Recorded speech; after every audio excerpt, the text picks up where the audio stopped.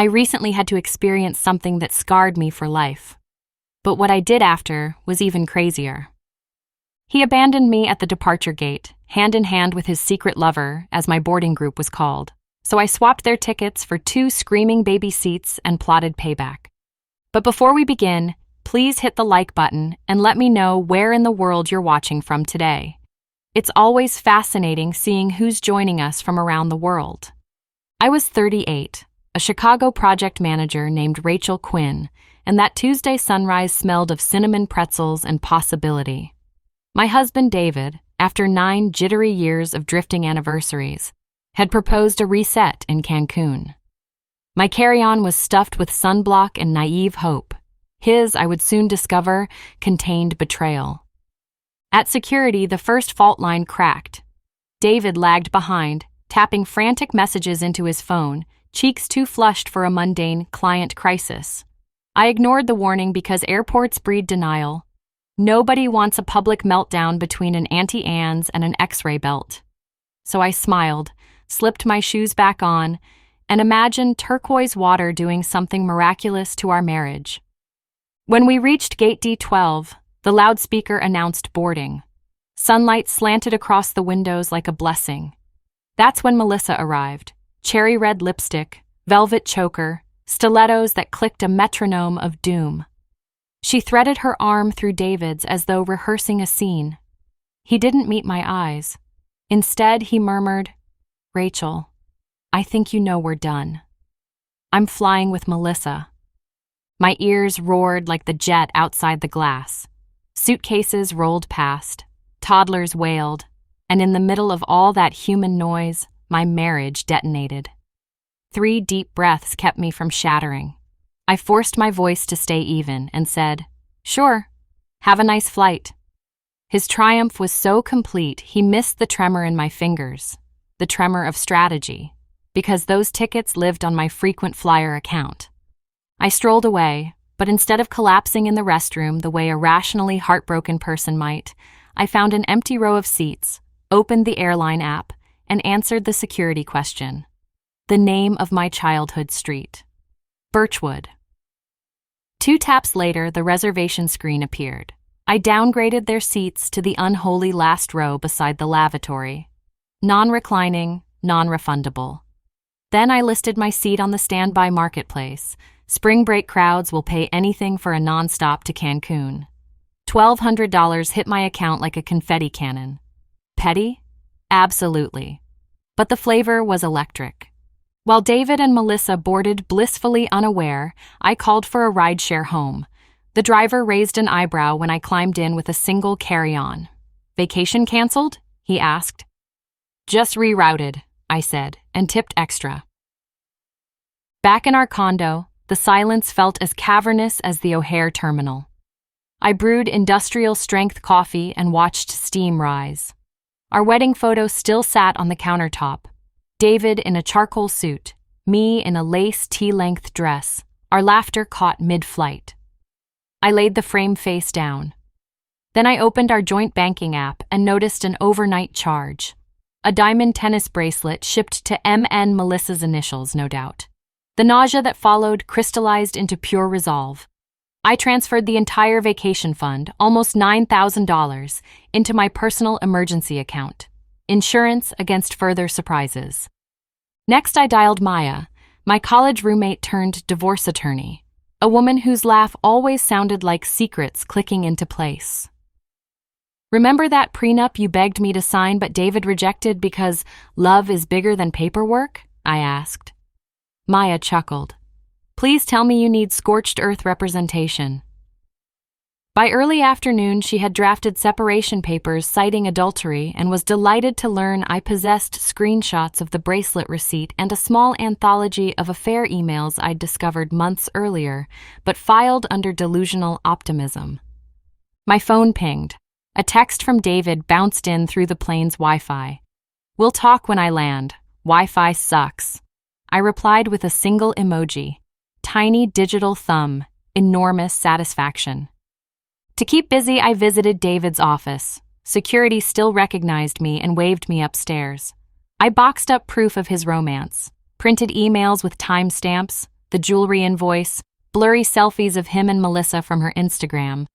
Atop the stack, I placed a polite note to the HR director quoting company policy on senior-junior relationships.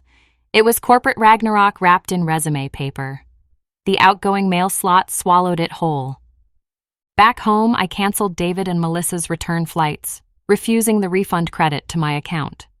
Instead, I exchanged the value for 2 coach seats from Cancun to Anchorage on a random mid-January date.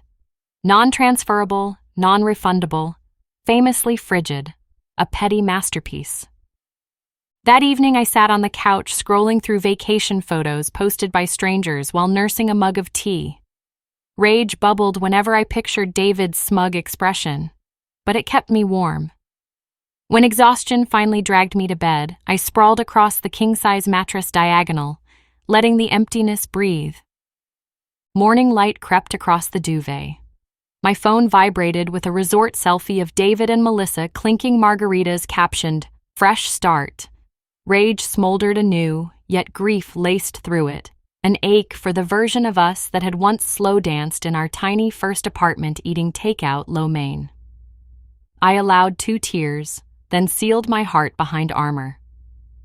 David's corporate phone privileges evaporated within 48 hours. HR flagged expense misuse. His severance package? Forfeit. Melissa's contract, being probationary, was not extended. They were jobless in paradise, the resort furious after I disputed our shared credit card. When the hotel manager demanded payment, the card declined. Meanwhile, my own credit history sparkled. Justice sometimes arrives wearing a blazer and wielding FICO scores. The second night after their arrival, my home security camera sent an alert close to midnight.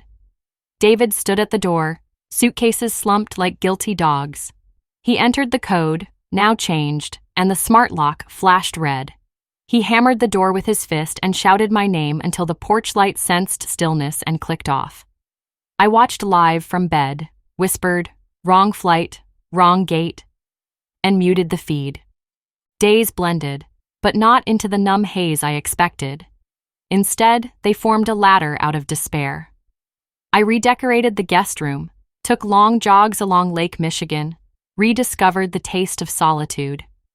Friends arrived with casseroles and razor-sharp gossip. Apparently, Melissa had sold her condo to fund the new life and now worried about cash flow. Betrayers rarely anticipate the price tag of betrayal. Maya moved swiftly. At mediation, David proposed a 50-50 asset split and suggested we alternate weeks in the house for stability. I produced emails proving his concealment of affair funds, text logs of corporate policy breaches, and the statement highlighting that diamond bracelet. The mediator's brows threatened flight. Final terms awarded me the house, 70% of savings, and his vintage vinyl collection. Priceless, he once bragged after a bourbon or 3. Justice likes a good soundtrack. On the courthouse steps, David rasped, "You ruined me." I straightened my blazer and answered, "I just adjusted our flight path." Wind teased my hair, bringing with it the smell of fresh-cut grass and the distant thunder of possibilities.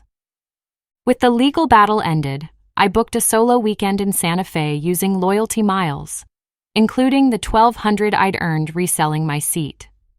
Amber-walled adobe streets welcomed me. On Canyon Road, a guitarist strummed "Here Comes the Sun," and for the first time since the departure gate, I believed it. I bought a turquoise ring to commemorate survival. Back in Chicago, I hosted a backyard barbecue. Twinkle lights zigzagged overhead, mason jars brimming with iced tea sweated on the table, and friends teased me about my new art piece hanging above the patio bar. It was David's unused seat 34E boarding pass, mounted in glass. A reminder, I told them, that freedom occasionally smells like jet fuel and consequences. Laughter rose with the fireflies. Rumor swirled that Melissa abandoned David during an 8-hour layover once his cards were declined for seat upgrades. Betrayal begets betrayal. Frequent flyer karma has no blackout dates. David moved back to his parents' suburban bungalow, logged off every social platform, and, according to a mutual acquaintance, took up amateur woodworking because sawdust is simpler than people. I wish him splinters and enlightenment in equal measure. I won't pretend triumph replaced heartbreak overnight. Evenings still arrive steeped in memory, the two of us painting kitchen cabinets nebula blue or dancing barefoot to Al Green beside an open fridge. But I've discovered heartbreak and empowerment can cohabitate. Some nights I toast both with a glass of Malbec and watch airplanes carve silver ribbons across the sky, each one ferrying strangers toward disasters and miracles of their own. For anyone listening who thinks they can't survive betrayal, I promise the moment you redirect that pain, turn it into motion, strategy, self-devotion, you'll feel turbines catch under your ribs. You'll lift. And once you've tasted flight on your own power, you will never surrender the wings again. If this story met you at just the right gate in your life, subscribe. Tomorrow's tale might be the upgrade you've been waiting for.